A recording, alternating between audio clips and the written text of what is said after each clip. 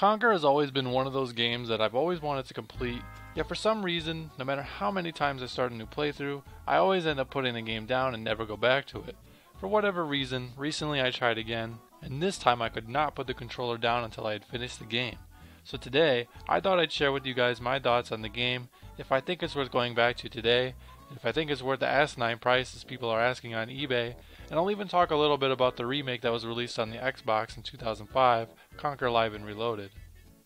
Conker's Bad Fur Day originated as Conker's 12 Tales, which was supposed to be a cutesy 3D platformer that wasn't unlike some of Rare's other works. Initially, critics seemed to be pretty on board with it, but as time went on and more platformers were coming out, they changed their tune and criticized the game for being too similar to other platformers at the time.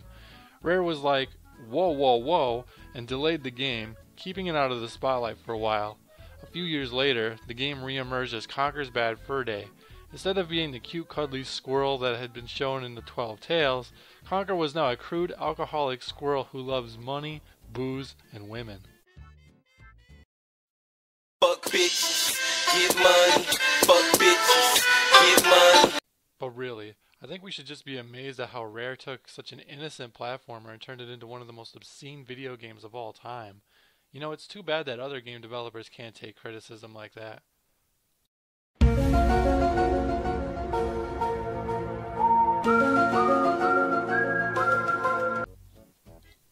The story of Conker's Bad Fur Day is, well, basically Conker has become king of all the land. He's surrounded by lots of interesting looking characters beside him on the throne. How the hell did that happen? Well, that's what he wants to tell you. He says it all started on one of those days, what he calls a bad fur day.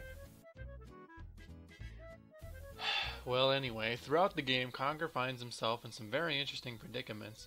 Getting cows to shit, escaping from a creepy old mansion, helping a cop get a blowjob, and all sorts of crazy shit goes down. There's lots of spoofs in the game as well. Alien, Matrix, and Saving Private Ryan are all playfully spoofed, and it's all hilarious. The ending of the game is something else, man. I won't spoil it, but damn, I didn't expect it at all.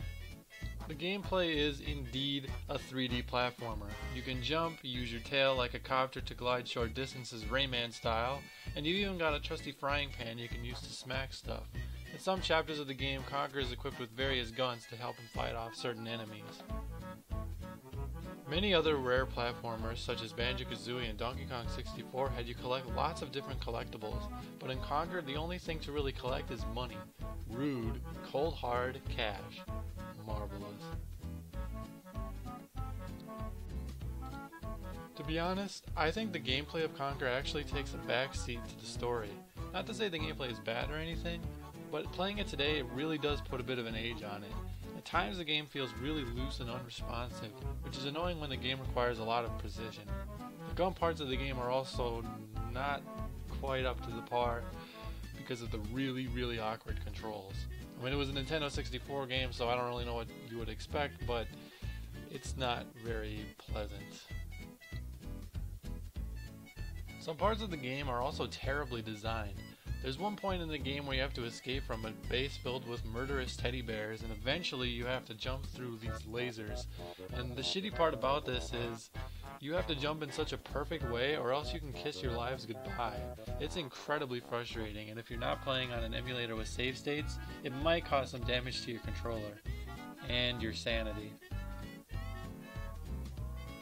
Despite all that though, Conker's Bad Fur Day is an absolutely hilarious game that does manage to be fun where it needs to be. It has a fantastic cast of characters who really bring the world to life. Gameplay shortcomings aside, I think it's a great game. There's really nothing quite like it. Now as far as the remake goes, Conker Live and Reloaded, I think that would actually be a better way to experience this title. The graphics were greatly enhanced, and I'm not kidding when I say that it's one of the most visually impressive games of that generation. And the updated controls give it a much more modern feel. Now Conker purists will likely tell you that it's worse because some parts were changed, and that version is actually more censored, which I admit is very unfortunate, but I still think it would be a much easier and more accessible way for newcomers to enjoy it. So thanks for watching this video on Solidus Gaming channel. Feel free to like this video if you like it, dislike it if you hated it, and feel free to subscribe for some of the craziest unboxings on YouTube. This has been your boy TB here, and I'll see you in 3,000 years when I make another video. Peace out, dudes and dudettes. Ooh, moo! Ooh! Oh, it's like the screaming shit is! I'm out of here!